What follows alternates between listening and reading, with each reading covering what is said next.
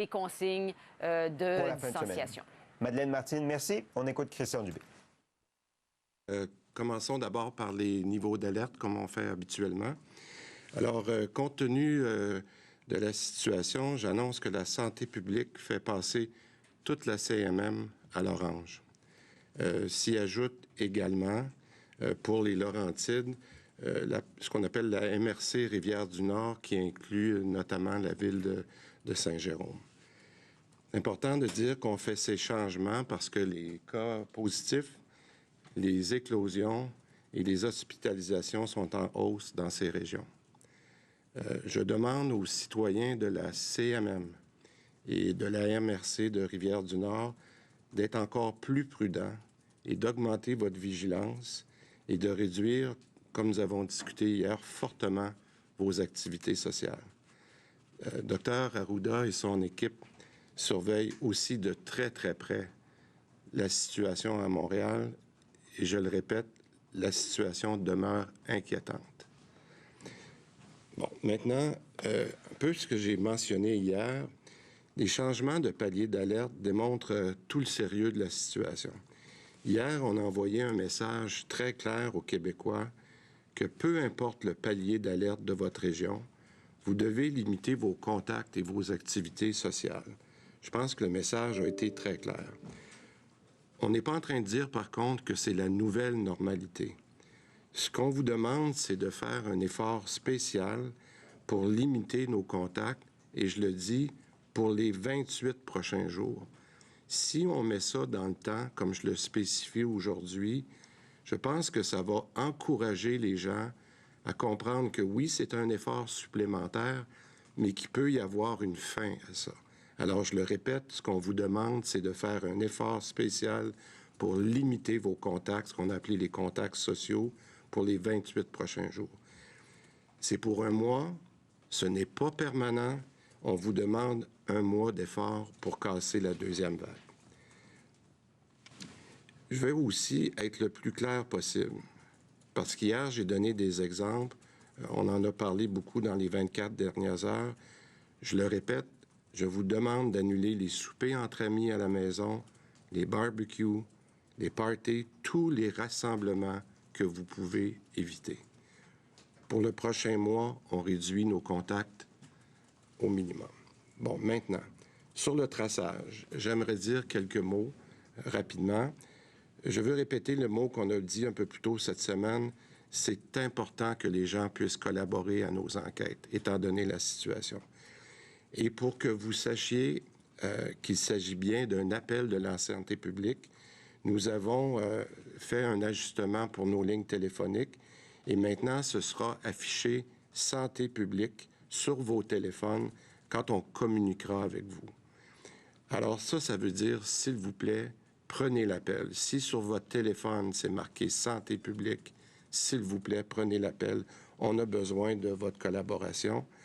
C'est très important.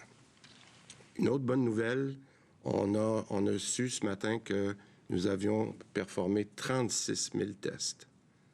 Alors, ça, c'est encourageant parce que derrière les tests, on sait qu'on va avancer dans nos enquêtes, mais en même temps, ça va permettre de tester et d'avoir des cas plus rapidement. L'autre bonne nouvelle, je l'ai dit hier, il faut en trouver, ou on peut en trouver des bonnes nouvelles. On est rendu à plus de 5000 personnes qui se sont inscrites sur le site Je contribue et qui se sont mobilisées et qui sont maintenant, qui vont être contactés par nos différents centres régionaux, nos CIS et nos CIUS, pour donner un coup de main, autant pour le dépistage que pour les enquêtes. Alors, quand je vous dis qu'on fait 36 000 tests par jour, bien, c'est sûr qu'il va y avoir beaucoup de dépistage, puis qu'il faut l'aide qui nous est offerte par les gens qui ont appelé, elle est vraiment appréciée.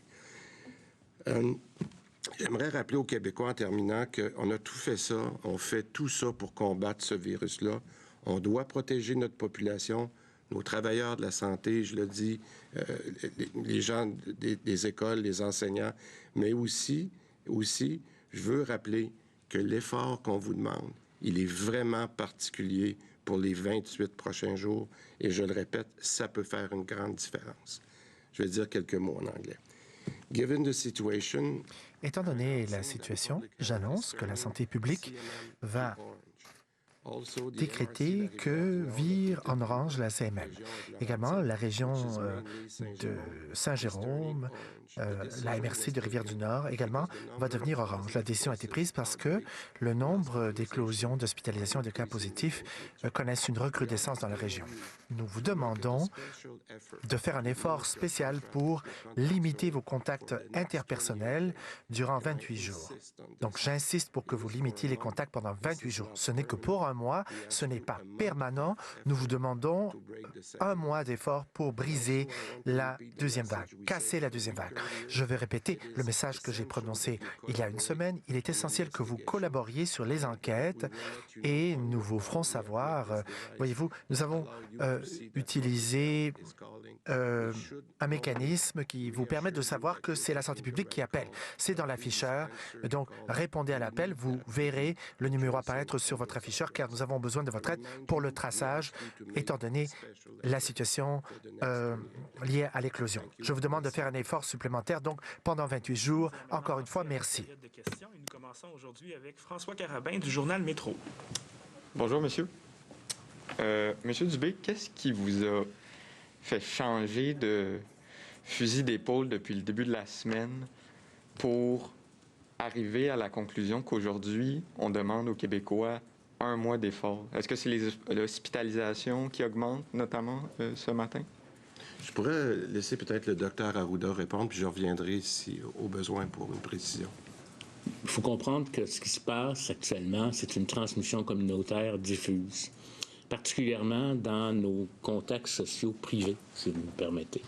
Cette transmission communautaire-là, bien entendu, va venir toucher les écoles, va venir toucher les résidences pour personnes âgées, parce que c'est des milieux ouverts sur la communauté.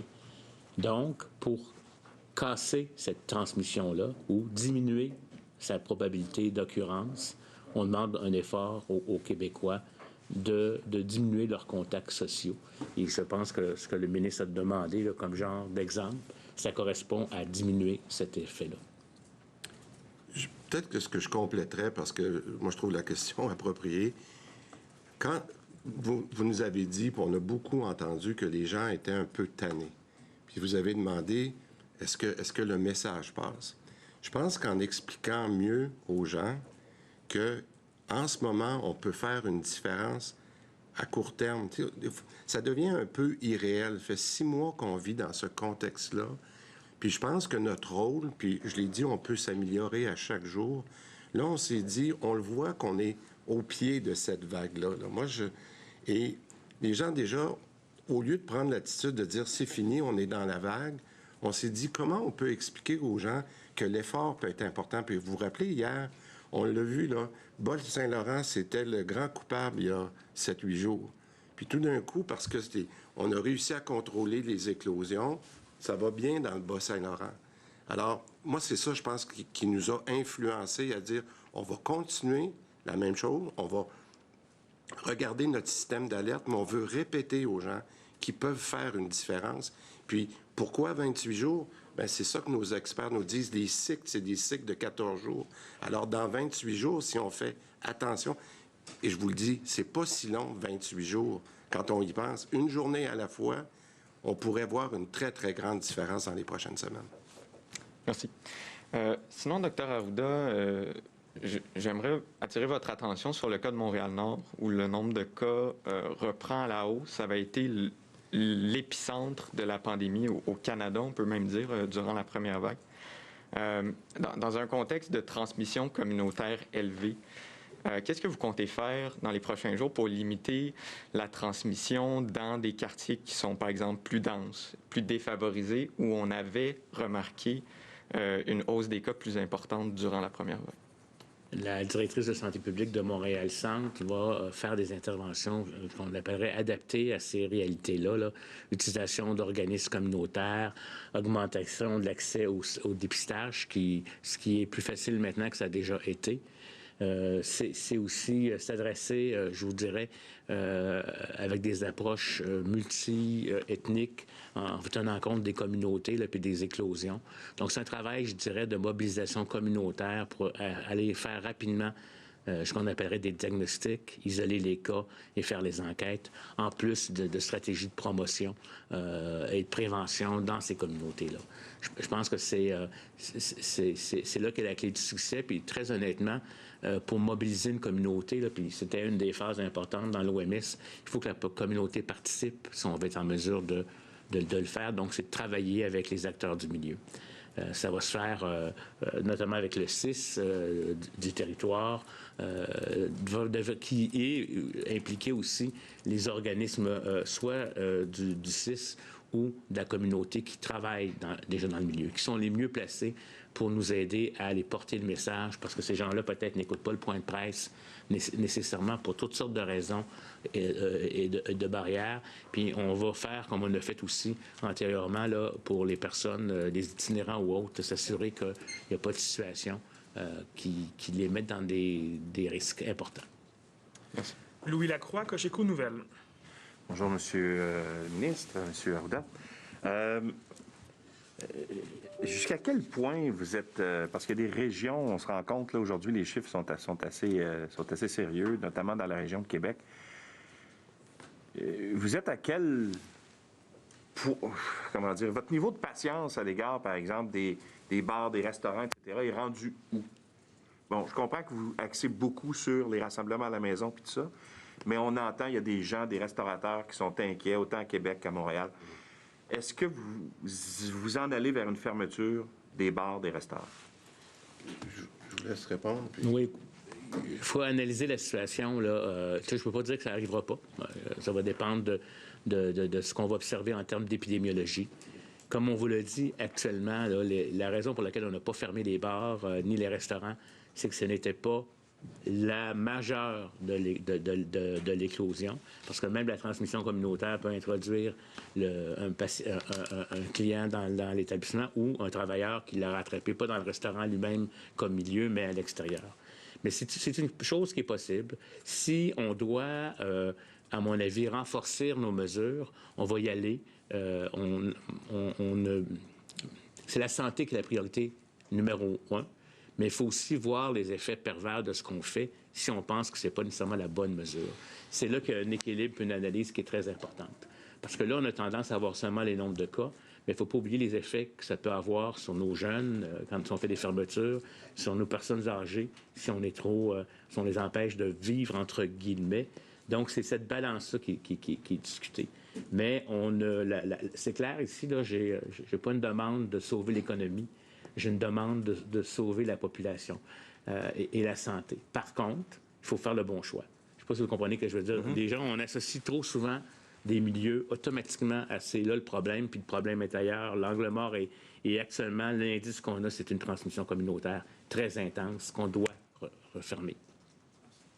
Mon autre question concerne les CHSLD. Est-ce que la situation, parce que je suis allé voir les tableaux, là, on nous fait un tableau en date du 24 septembre, mais qui comprend l'ensemble des statistiques depuis le printemps dernier. Mais dans la dernière semaine, est-ce que vous avez remarqué une hausse marquée? Est-ce qu'il y a quelque chose est-ce que ça vous inquiète en ce moment, ce qui se passe dans les CHSLD? La réponse est non, parce que le nombre, moi je le regarde tous les matins, tous les soirs. Le nombre, en ce moment, je vous le résume, là, je peux me tromper de quelques-uns, là, mais si vous additionnez les CHSLD, les RPA puis les RITF, la dernière fois que j'ai regardé, on en avait 62 ou 63. Vous en avez quelques, je pense un total de 7 qui sont ce qu'on appelle dans la zone rouge, c'est-à-dire où l'éclosion est plus que 25 %. Alors donc, mais ça n'a pas beaucoup bougé dans les derniers jours. On n'a pas eu d'augmentation de ceux qu'on appelle dans la zone rouge. Autant du côté des CHSLD, et puis je ne veux pas vous citer de chiffres, là, mais on est dans un nombre où les éclosions que nous avons eues sont vraiment contrôlées. Ça, c'est la bonne nouvelle. On a eu un enjeu à Lambton il y a à peu près 7 ou 8 jours. Ça, c'est dans la région de Sherbrooke. Tout de suite, on a envoyé une deuxième équipe. Vous savez ce qu'on a parlé là, des SWAT teams maintenant qu'on a en place qui sont appuyés par les grosses équipes du CHUM, puis du CUSUM, puis de Sainte-Justine, où ils ont vraiment l'équipe pour venir aider. Donc, moi, je suis pas préoccupé. Je vais vous avouer que je suis plus préoccupé par l'éclosion communautaire dans les RPA. Parce que dans les RPA, puis c'est pas pour inquiéter les gens, mais c'est pour ça que je reviens sur la... Hein, on en a assez parlé, Dr Arruda, c'est que dans les RPA, contrairement au CHSLD, les clients, ils sortent puis ils rentrent. Et c'est là qu'il y a beaucoup plus de déplacements et il y a beaucoup plus de visites. Et c'est pour ça que nous avons restreint, lorsqu'on est en zone orange, le nombre de personnes qui peuvent aller dans les RPA. C'est exactement pour ça, M. Lacroix. Fait qu'il faut que les gens comprennent que notre plus grand problème, à la dernière fois, un de nos grands problèmes à la dernière fois, c'est d'avoir laissé rentrer le virus par des gens, que ce soit des employés ou que ce soit des visiteurs, et c'est ça qu'on ne veut pas qu'il arrive. Bon, maintenant, la bonne nouvelle, si bonne nouvelle en est, c'est que lorsqu'il y a une éclosion, on a l'équipe pour s'en occuper. Il y a vraiment une meilleure prévention des contrôles des infections, puis en plus, on a des SWAT teams qui viennent aider. Fait que je vous résumerai ça comme ça. Merci. Claudie Côté, TVA Nouvelles. Bonjour à vous deux. Je reviens sur la fermeture possible des commerces et des restaurants. Bon, on comprend qu'on ne passe pas au rouge, là, mais c'est imminent, que les cas sont en augmentation et c'est inquiétant. Est-ce que de fermer des possibles fermetures de restaurants ou de bars ou de commerces, alors que la transmission est communautaire, c'est pas de les punir? Je vais peut-être, parce qu'en complément de ce que Dr Arruda vient de dire, moi, là, avant de parler du rouge puis de la prochaine étape, on n'est pas là en ce moment. On n'est pas là. Mais il y a une chose que j'aimerais vous dire, puis je pense que ça complète ce que le Dr Arruda a dit. Si jamais on fermait les bars ou on fermait les restaurants, ce qui n'est vraiment pas notre intention en ce moment, mais si on avait à le faire, ces gens-là, ils vont aller à quelque part. Puis ils vont aller où? Bien, ils vont aller dans un party privé. Alors, il faut faire attention, puis c'est ça l'équilibre que le docteur Arruda parlait, c'est que c'est bien beau fermer des choses, mais on veut garder un minimum de normalité. Et c'est là, on ne veut pas aller en confinement. Alors, c'est ça exactement l'équilibre en ce moment. Et c'est pour ça qu'on est allé, quand on a passé dans la zone orange, qu'on a dit, on va limiter les heures des bars, d'accord? On va passer de 10 à 6 personnes dans les parties privées. On va réduire les heures. Je pense qu'on essaye de faire cet équilibre-là pour que les gens puissent continuer à vivre, parce qu'on a besoin d'avoir une certaine vie sociale. Mais là, l'exercice qu'on demande, qu'on a annoncé hier, mais c'est de dire, gardez cet espace-là, mais gardez-le pour vous en ce moment. Parce qu'on aimerait ça le garder plus longtemps, puis de revenir à un meilleur environnement. Monsieur le ministre, si vous me permettez, il faut faire très attention, et je l'ai dit souvent, c'est un cadre de référence, ce n'est pas un livre de recettes qui fait qu'automatiquement, même si on a écrit quelque chose dans le rouge comme étant théoriquement potentiel, le port de la tête est nécessaire et on doit faire une analyse de la situation particulière. Donc, ce que ça veut dire, c'est pas parce que c'était déjà inscrit que peut-être qu'on fermerait les restaurants, que même si automatiquement on aurait un certain niveau de rouge, que c'est la mesure qui va être prise nécessairement. Parce que ça, c'est le piège, c'est que ça donne l'impression que c'était ça qu'on avait dit, puis je l'ai toujours dit, hein, ce que j'ai dit hier peut être différent demain, là, c'est un outil pour nous aider à regarder tous les facteurs qu'il faut faire, puis les différentes interventions possibles. C'est une analyse qui se fait avec les directions de santé publique qui connaissent bien leur territoire, parce que si on ferme les restaurants, puis que ce n'est pas les restaurants le problème, mais qui est ailleurs, ou qu'on déplace le problème ailleurs, on n'est pas plus avancé dans le résultat. Exactement ça. Et donc ça, c'est très, très, très important. Puis en plus, les comportements sont différents selon les groupes d'âge. Puis c'est ça qu'il faut avoir un certain peaufinage dans nos messages. Je vous le dis, si vous nous revenez en disant « vous aviez dit ça dans tel palier puis vous ne l'avez pas appliqué », c'est comme ça depuis le début qu'on vous a conçu l'instrument. Dr. Guévesque pourrait vous le confirmer, ce ne sont qu'un cadre pour nous aider, pour pas qu'on se dise qu'on construise la patente à la dernière minute sur le coin d'une table. Ça a été réfléchi sur la base de ce qui existe dans le monde, etc. Fait que j'aimerais ça que vous reteniez ce message-là. Ce n'est pas automatique. C'est un menu à la carte, en fin de compte, où on pourrait choisir, selon la situation, le menu. Mon autre question, dans le contexte actuel qu'on connaît, on est en zone orange, on demande à tout le monde de faire des efforts. Dr. Arruda, est-ce que c'est une bonne idée de réunir des gens pour passer des examens ou pour faire de la formation? là, la question, c'est toujours comment les gens se réunissent. OK? L'enjeu, c'est quand vous allez pour de la formation ou que vous allez pour un élément encadré. Regardez, vous êtes en point de presse ici avec nous. Hein? On vous permet d'être en point de presse. Vous allez me dire, pourquoi on ne peut pas faire ça à la maison? On ne peut pas faire ça à la maison dans un autre contexte parce que ce n'est pas du tout la même chose. Vous n'allez pas vous enlacer les uns les autres après. Vous n'allez pas partager un repas, puis vous rapprocher pour aller chercher le pain, etc. Donc, il y a des activités qui peuvent demeurer ouvertes, OK, parce qu'elles sont encadrées et les pratiques font que les gens sont à distance de 2 mètres. Et c'est ça qu'on évalue à chaque fois. Merci. Mylène Crête, Le Devoir. Bonjour. Bonjour. Je voulais savoir, qu'est-ce que vous allez faire si votre appel à limiter les contacts sociaux n'est pas entendu par une bonne partie de la population? Bien, écoutez, on va avoir plus d'éclosions.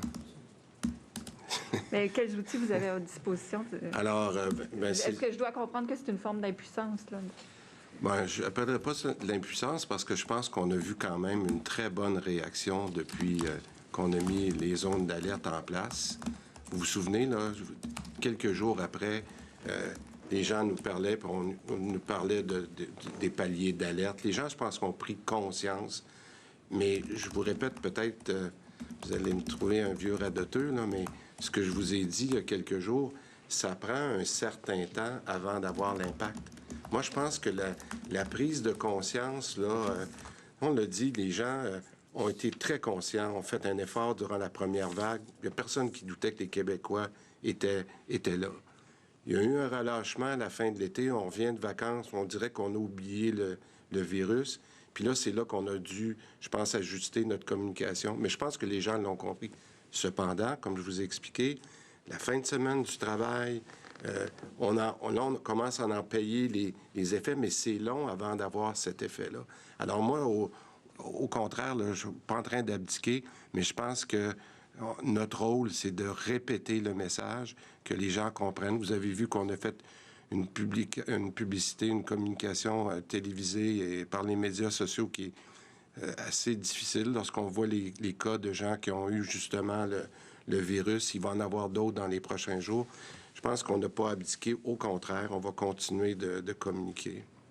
J'aimerais dire que les gens doivent le faire pour eux aussi, hein, parce que c'est quand on veut pas se rendre à canceller des opérations qui seraient importantes, de gens qui attendent depuis des mois pour être opérés comme tels. Si la pression sur le système vient, puis moi, je vous demanderais même à la mémoire de ceux qui sont morts de la COVID-19, essayons de ne pas nous retrouver dans la même situation. Moi, je trouve ça important, parce que ça va avoir un impact sur toute la société, ça va avoir un impact sur l'économie, ça va avoir un impact sur l'accès aux soins. Si nos travailleurs, la meilleure façon d'aider nos travailleurs de la santé, là, c'est de ne pas tomber malade puis de ne pas venir surcharger le système. Donc, moi, je pense que les Québécois vont le comprendre. J'ai encore foi que les Québécois vont le comprendre. Il fallait juste qu'on se rappelle, parce qu'on a été un petit peu endormis par l'outil, mais on se rend compte, là, il y en a partout du virus. Hein? Et les gens disent, il n'y en a plus, là, il y en a partout du virus. Là, il ne faut pas lui laisser la place. C'est à nous à le contrôler. Est-ce que vous allez surveiller pour voir si le message porte ses fruits? Je pense qu'il y a toutes sortes de sondages qui peuvent être faits. On voit les comportements que les gens ont. On va surveiller les données, bien entendu, pour voir l'impact, si ça fonctionne ou pas. Mais il y a moyen, par des sondages, de vérifier les comportements, puis différentes mesures qu'on peut voir, là. On nous rapporte des événements qui sont arrivés. On va voir si ce taux-là va diminuer comme tel. Et je voudrais aussi, aidez-vous les uns les autres. Je ne sais pas si vous comprenez ce que je veux dire. Si, par exemple, quelqu'un veut vous inviter à souper, c'est bien gentil, mais vous pouvez dire dans le contexte du COVID-19, c'est pas le temps. Celui qui invite, il a l'invité. Fait que aidons-nous les uns les autres à nous protéger. C'est un geste, honnêtement, c'est un geste d'amour que de vouloir protéger les autres. C'est un geste de réalité. Moi, c'est ce que je voulais mentionner ici. J'ai confiance aux Québécois, mais laissez-nous pas revenir dans une situation où on va être obligé de canceller des chirurgies. Charles Cavalier, Journal de Québec. Bonjour à vous deux. Je voulais savoir, je sais que la question a été beaucoup posée au printemps, là, pourquoi est-ce que le Québec est l'épicentre? Puis bon, ça tournait beaucoup autour de la semaine de relâche. Mais là, c'est l'automne, puis on dirait le Québec est encore l'épicentre de la pandémie au pays. Puis je me demande, pourquoi? Bon, il y a plusieurs hypothèses, dont une, je vais vous dire, puis là, je ne veux pas rentrer dans les détails trop techniques. Il y a eu une étude qui a été faite sur le virus qui est rentré au Québec, qui est différent du virus qui était en Chine, qui est venu beaucoup plus de l'Europe et qui avait un taux de mortalité, de morbidité qui est plus important. Donc, cette souche-là, là, ça a été c'est pas moi qui le dis, c'est des experts qui ont fait les analyses par rapport au génotypage de la souche. Ça pourrait être un des facteurs. Après ça, c'est toutes sortes de facteurs de comment est organisée une société, hein, je veux dire, et les comportements des individus. Peut-être qu'on est plus rassemblés. J'ai de la misère à vous dire exactement la chose. C'est avec le temps qu'on va être en mesure de voir, mais il y a déjà des hypothèses en lien avec le fait qu'il y a des souches qui sont plus invasives, plus mortelles, qui se transmettent plus facilement que d'autres.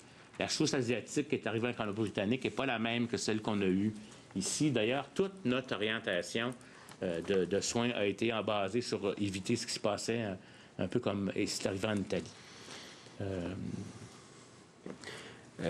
Deuxième question, je me demandais par rapport à vos prévisions, parce qu'on s'attendait à une deuxième vague, mais par rapport à vos prévisions, j'imagine que le nombre de cas qu'on voit aujourd'hui, peut-être que vous attendiez à voir ça en octobre ou en novembre. J'imagine que c'est beaucoup plus tôt que les scénarios que vous aviez. Est-ce que je me trompe? Bien, les scénarios ne nous disaient pas que ça allait arriver à tel temps ou tel temps. Les scénarios nous disaient, selon ce qu'on observait, quand est-ce que ça pourrait remonter. Mais comme on n'est pas vraiment redescendu, vous avez vu, on a eu une vague, on n'est pas vraiment redescendu à un niveau très bas, puis que là, on aurait eu une deuxième vague avec presque rien entre les deux, là, puis qu'on a eu des vaguettes comme ailleurs dans le monde, hein, comme ailleurs dans le monde.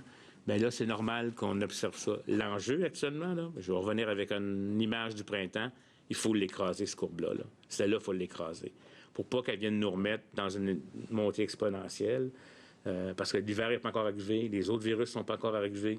Fait que c'est clair que le message que le ministre vous demande, c'est justement pour que, plutôt que ça fasse ça, là, excusez-moi, je fais beaucoup de mains, je joue beaucoup avec mes mains, là, mais que ça reste comme ça. Puis que ça rebaisse, idéalement. Parce que c'est sûr que quand on va ajouter des virus respiratoires puis tout ça, la pression sur le système va augmenter. Quoique dans les pays où il y a eu beaucoup de COVID-19, on dirait qu'il y a eu moins d'influenza puis d'autres virus. Puis les mesures qu'on met en place aussi pour le COVID-19, ça va diminuer le nombre de grippes et d'éléments. Rappelez-vous les parties de Noël, la gastro, l'augmentation des grippes, etc. Et si on se lave les mains, si on diminue les contacts sociaux, si on garde une distance de 2 mètres, on va aussi jouer sur les autres virus. Ça a été démontré ailleurs. Véronique Prince, Radio-Canada. Oui, bonjour à vous deux. Monsieur Dubé, on comprend que vous ne fermez pas les bars et les restaurants. On le comprend. Mais ce que vous nous dites, c'est que vous nous recommandez de ne pas y aller. Bien, ce que j'ai dit clairement, c'est que on demande aux gens de limiter les contacts sociaux. Moi, je pense, je vous donne un exemple. Si vous voulez aller manger avec votre conjoint, je pense qu'il n'y a aucun problème à aller au restaurant. Puis, je dis, si vous êtes une famille de 4 personnes, puis que vous voulez aller au restaurant, il n'y a aucun problème non plus. Et je pense que c'est ça qu'il faut être capable de trouver, cet équilibre-là. Mais c'est lorsqu'on sort de la bulle, c'est lorsqu'on sort de cette bulle familiale-là. Puis la raison pour laquelle, si vous avez à choisir, puis c'est un événement que vous dites, là, je peux pas... On demande, les gens ont du jugement. L'enjeu qu'on s'est fait expliquer, puis je pense qu'on l'a tout vécu dans les dernières semaines, c'est quand on fait ça à la maison, c'est moins structuré. Moi, je le sais, là, je m'ennuie d'aller voir ma fille. Là, je m'ennuie d'aller voir mes 2 petites filles. Mais quand je vais les voir, qu'est-ce que je fais? Je m'appuie sur le comptoir, on se rapproche, puis au bout d'1 heure, on a tout oublié les règles. Au restaurant, c'est plus difficile de faire ça. C'est ça qu'on appelle un environnement contrôlé. Alors, je me dis, premier message très clair, dans le fond, là, je ne veux pas le dire, mais j'aimerais mieux qu'on n'aille pas au restaurant, mais il faut y aller parce qu'on a besoin des fois d'avoir certains contacts. On a besoin de ça. Mais si on peut les limiter, imaginez-vous, là, si chaque fois on fait un effort supplémentaire, puis c'est pour ça qu'aujourd'hui, dans le fond, tout ce qu'on est venu vous dire, là, à part la zone orange de la CMM, là, c'est 28 jours. Pensons-y, là, quand les gens font un effort de 28 jours de ne pas prendre de boisson en février, là, ils sont pas mal fiers à la fin du mois de février de dire « j'ai réussi puis j'ai pas bu pendant 1 mois ». Hein? Bien, c'est ça qu'on demande aux gens. Ce n'est pas pour la prochaine année. Là. On dit faites un petit effort social, de baisse d'activité sociale pendant le... Et je pense que si on réussit ça, là, bien, la maudite courbe, là, on va y donner un grand coup. Puis moi, je serais tellement content qu'on se revoie dans un mois puis qu'on dise on a réussi à faire ce changement. Moi, j'y crois vraiment. Bien, là, vous lancez le défi 28 jours sans sortie. On pourrait pas, mais Mme Prince, on pourrait peut-être l'appeler comme ça, le défi 28 jours, mais du virus. Question, par exemple. Excusez-moi. Ma question, c'est... Est-ce que, en ce moment, ça va pas bien dans l'Est de Montréal? Vous avez l'hôpital de Maisonneuve-Rosemont qui a dû fermer une quarantaine de lits, dont 12 en oncologie, parce qu'il y a un manque d'infirmières. Santa Cabrini doit en fermer aussi une vingtaine. C'est très problématique dans l'Est de Montréal. Comment vous allez aider la population là-bas si les hôpitaux sont pas capables de fournir à la tâche? Bon. Écoutez, vous donnez l'exemple de la raison pour laquelle il faut faire ce qu'on fait en ce moment, c'est d'arrêter de mettre la pression sur le système de santé. Bon. On le dit, là, puis moi, j'en ai reparlé encore, je me répète, là, j'en ai reparlé avec les PDG des CIUS hier, c'est s'assurer que le délestage qui est fait pour minimiser l'impact sur les patients. Mais il va en avoir. Malheureusement, il va y avoir du délestage. J'en parlais avec le docteur O'Patterney, qui est la responsable de la direction médicale. Mais là, je dis, au lieu de couper un certain nombre de lits tout de suite, coupez-en moins, parce qu'on va essayer d'arrêter ça le plus rapidement possible. Mais malheureusement, on doit être transparent avec la population. C'est exactement ça qu'on essaie d'éviter. Puis, il va en avoir d'autres cas comme ça. Là. Je vais en avoir parce qu'il nous manque de personnel. Là, Bien, écoutez, on va essayer des fois dans un hôpital, si on est capable de stabiliser certaines régions. Là, ce qui nous fait très mal, c'est qu'on est frappé et à Québec et à Montréal en même temps, dans nos deux grands centres.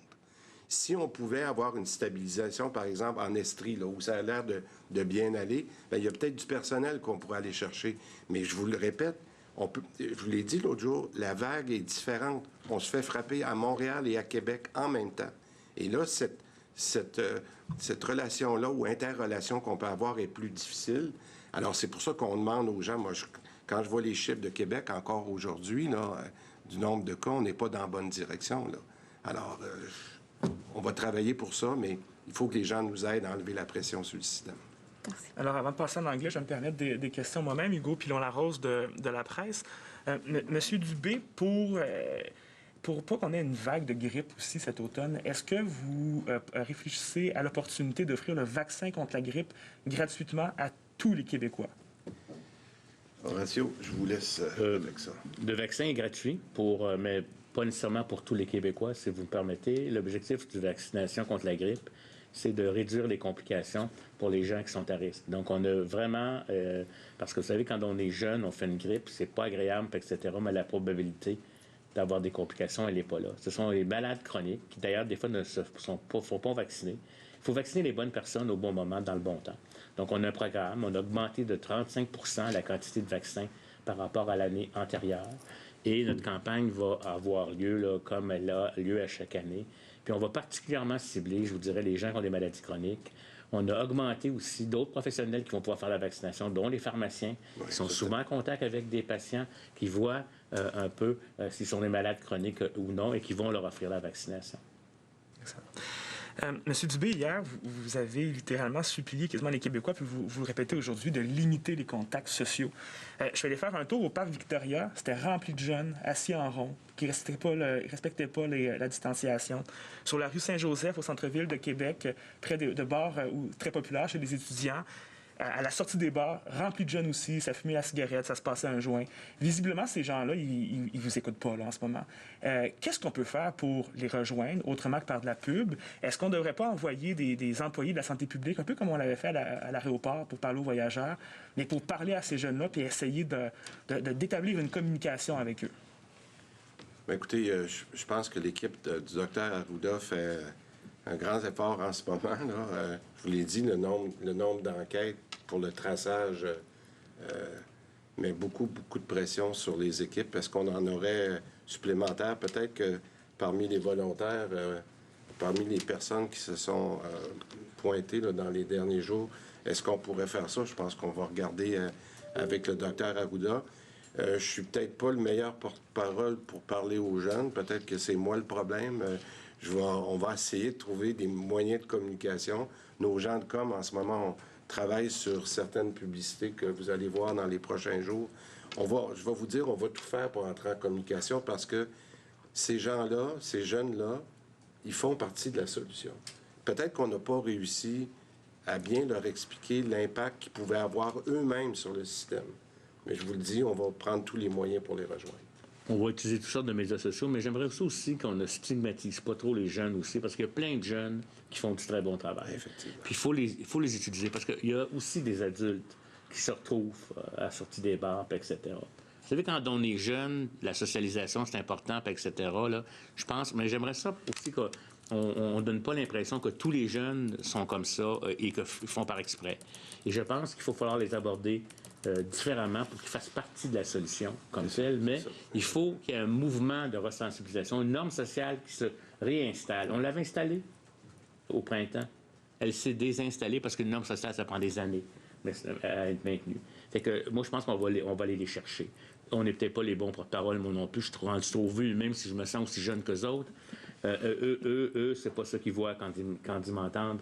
Ça va prendre... On l'a essayé avec d'autres leaders d'opinion, des influenceurs. Là. Je pense qu'il faut utiliser ces stratégies-là. Il n'y a pas une seule réponse, il n'y a pas une action. Oui, puis à un moment donné, s'il y a de quoi à pénaliser, parce qu'on va avoir à pénaliser aussi des fois avec les mesures qu'on met, bien, on se donnera les moyens. Mais l'objectif avant, là, c'est qu'ils font partie de la solution. Tout à fait. Et par amour de leurs parents ou de leurs amis ou des autres, même si c'est pour eux que ça touche, ils doivent faire une action. Nous passons maintenant aux questions en anglais. Aujourd'hui, on débute avec Mathieu Lapierre de Gazette. Good afternoon. Bon après-midi. Il y a 3 semaines, on a vu qu'il y avait 180 cas par jour. Maintenant, évidemment, c'est beaucoup plus élevé que cela. Qu'est-ce qui s'est mal passé? La normalité des éclosions fait en sorte que...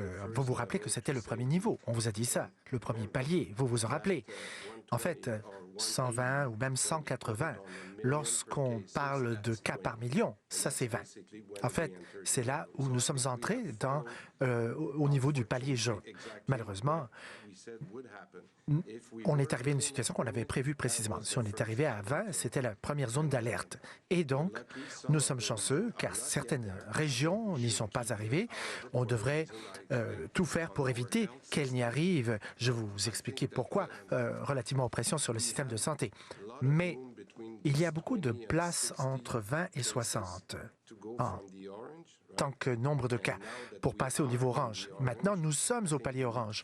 Et donc, je pense que nous devons trouver la meilleure façon de faire les choses. Je vais le répéter, il faut casser la vague. Il faut faire en sorte que l'on revienne vers jaune, puis vert.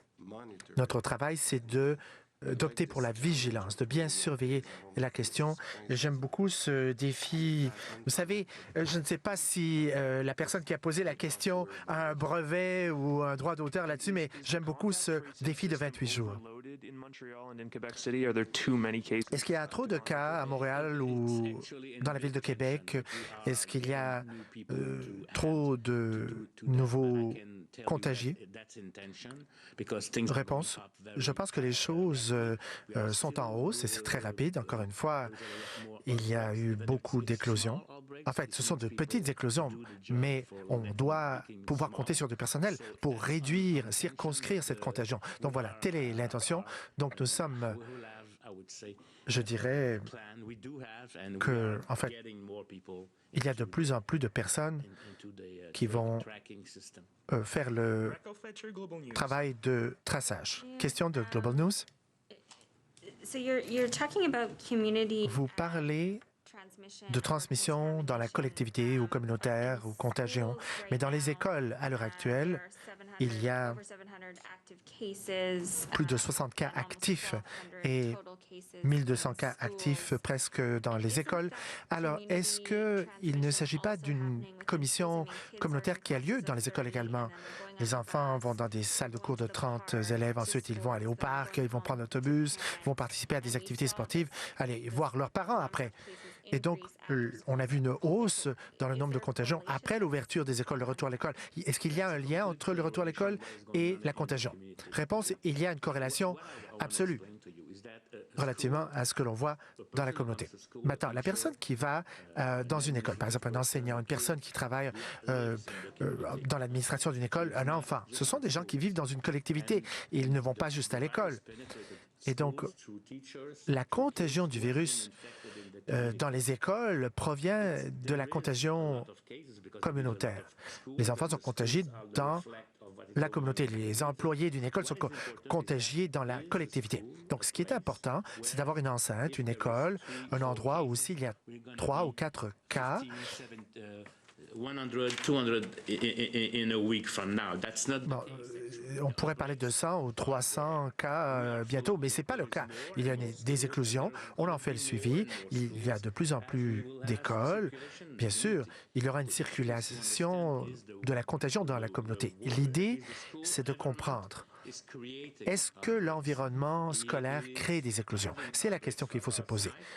Bon, il y a des contagions qui proviennent de l'extérieur, depuis l'extérieur vers l'école. On va contrôler les petites éclosions, mais si ces éclosions ne sont pas bien contrôlées, si la vigilance n'est pas adéquate, on entreprendra d'autres étapes. Mais ce n'est pas ce qui empire la situation. C'est la collectivité qui contagie, si vous voulez, les écoles. Le virus provient des communautés. Question. On a vu le rapport qui est sorti hier. La personne à la tête des CHSLD non subventionnés, on disait qu'il n'y avait pas assez de personnel parce qu'on ne pouvait pas proposer des salaires compétitifs. Alors, qu'allez-vous faire pour qu'ils puissent continuer à payer les gens même après la pandémie, pour que les salaires soient adéquats? Réponse. C'est un argument très important. Vous vous rappelez, durant la pandémie, nous avions eu des taux spéciaux qu'on avait octroyés non seulement pour les CHSLD privés ou pour les privés comme Errand. Donc, on leur a permis de recevoir de l'argent supplémentaire pour qu'ils puissent rémunérer leurs employés mieux, même s'ils sont privés. Nous avons créé un ajustement entre les régimes privés et publics.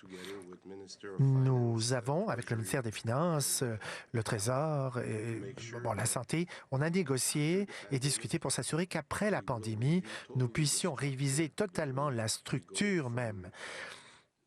C'est-à-dire, pour savoir comment on passe des soins à domicile, je le dis en français, comment est-ce qu'on dit ça en anglais? Home care? Bon.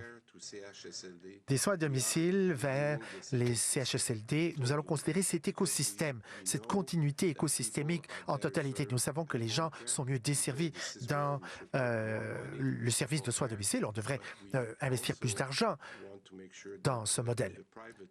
Mais il nous faut nous assurer également que le système privé puisse disposer de plus d'appui, car on doit mieux y payer, mieux rémunérer les employés. Nous étudions le dossier et tout ce que nous avons appris depuis la pandémie nous aide maintenant à faire ce genre d'analyse maintenant. Question de la CTV News. Il y a eu une hausse dans le nombre d'hospitalisations. Savez-vous s'il y a un groupe d'âge spécifique ou peut-être des gens, un groupe de personnes qui sont hospitalisées surtout? C'est le même genre de personnes qu'on a vu ce printemps peut-être ou pas? Réponse, lorsqu'on parle des jeunes personnes. Je pense que tous ceux qui sont dans un hôpital sont plus jeunes que moi, je pense actuellement. Mais en fait, nous parlons d'un écart ici. La semaine dernière, nous avons parlé de ça. Je ne pense pas qu'il y ait eu de changement cette semaine là-dessus. En fait, je n'ai pas observé cela. Bien sûr, on observe le tout de façon hebdomadaire. On parlait de entre 20 et 49. Une cohorte de 20 à 49 ou de 29 à 39. Vous vous rappelez, j'ai parlé de 50% en gros, c'est la zone infectée, si vous voulez. Alors, combien se rendent à l'hôpital là-dessus? Ce n'est pas clair. Nous avons plus de données que ce printemps.